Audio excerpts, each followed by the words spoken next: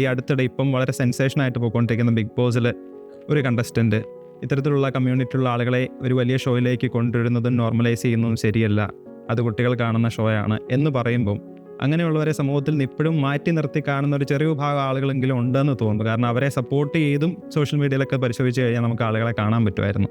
ഇപ്പം കാതലിനെ പറ്റി തന്നെ പറയുകയാണെങ്കിൽ ആ സമയത്ത് കാതൽ ഇറങ്ങി മലയാളത്തിൽ തന്നെ വളരെ പ്രമുഖമായിട്ടുള്ള ഒരു റിവ്യൂവർ അതിനെപ്പറ്റി റിവ്യൂ ചെയ്ത സമയത്ത് ഈ വിഷയം ഇനിയും സംസാരിക്കേണ്ടതില്ല, ഇതെല്ലാവരും അംഗീകരിച്ച് കഴിഞ്ഞു എന്നൊരു അഭിപ്രായം പ്രകടിപ്പിച്ച് കണ്ടിരുന്നു.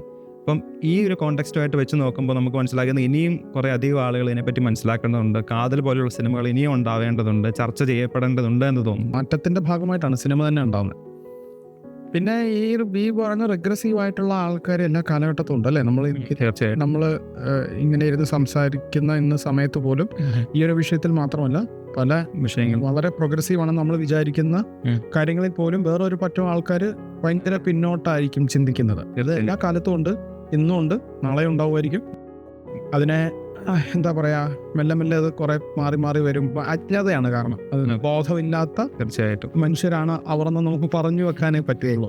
കുറെയൊക്കെ സർപ്രൈസിങ് ആയിട്ട് തോന്നുന്നു. കാരണം ഇപ്പൊ എന്റെ ഏജ് ഗ്രൂപ്പിലൊക്കെ ഉള്ള പലരും പോലും അങ്ങനെ ചിന്തിക്കുന്നു, അല്ലെങ്കിൽ ഈ പുറത്തൊക്കെ നിന്ന് വളരുന്ന ആളുകൾ പോലും അങ്ങനെ ചിന്തിക്കുന്ന ആളുകൾ ഉണ്ടെന്ന് പലപ്പോഴും കാണുന്ന എനിക്ക് സർപ്രൈസിങ് ആയിട്ട് തോന്നാറ്. നമുക്ക് ബോധം ഉണ്ടെങ്കിൽ നമുക്ക് അതിനെക്കുറിച്ച് ചിന്താശേഷി ഉള്ള ചിന്തിക്കാൻ പറ്റുന്ന അതായത് ഈ മനുഷ്യരുടെ കുറ്റമല്ലത്. അതായത് താങ്കളുടെ പ്രായത്തിലും അതിലും ചെറിയ ആൾക്കാർ ചിന്തിക്കുന്നുണ്ടെങ്കിൽ അവരെ നമ്മൾ കുറ്റപ്പെടുത്തേണ്ട ഒരു കാര്യമില്ല. ബോധം ഉണ്ടാവാൻ സാധ്യത ഇല്ലാത്തൊരു സാഹചര്യത്തിൽ ജനിച്ചു വളർന്ന് ഇപ്പോഴും വളർന്നുകൊണ്ടിരിക്കുന്ന അവരെ ചൂസ് ചെയ്തതല്ല. തീർച്ചയായിട്ടും നമ്മളിങ്ങനെ മാറി ചിന്തിക്കുന്ന എന്താ വെച്ചാൽ നമുക്ക് കുറച്ചും കൂടെ ഒരു സാമാന്യ ബുദ്ധിയും അല്ലെങ്കിൽ നമുക്ക് കാഴ്ചപ്പാടുകൾ തെറ്റാണെങ്കിൽ തിരുത്താനൊക്കെയുള്ള ശേഷിയുള്ളതുകൊണ്ടാണ് നമ്മളതെന്ന് തോന്നുന്നത്. അപ്പം നമുക്ക് അവരുടെ സാഹചര്യങ്ങൾ മാറ്റിയാൽ മതി. അവരുടെ വീടോ അല്ലെങ്കിൽ അവരുടെ ഒരു പഠിച്ചതോ തീർച്ചയായിട്ടും മൊത്തത്തില് മതവും എല്ലാം അതിൻ്റെ അകത്ത് പാർട്ടാണ്. അങ്ങനെ ഉണ്ടാകുന്ന ബോധമില്ലായ്മ നമുക്ക് ആരെയും കുറ്റം പറയേണ്ട കാര്യമില്ല. അത് നമുക്കിങ്ങനെ മെല്ലെ മെല്ലെ മാറി വരട്ടെ.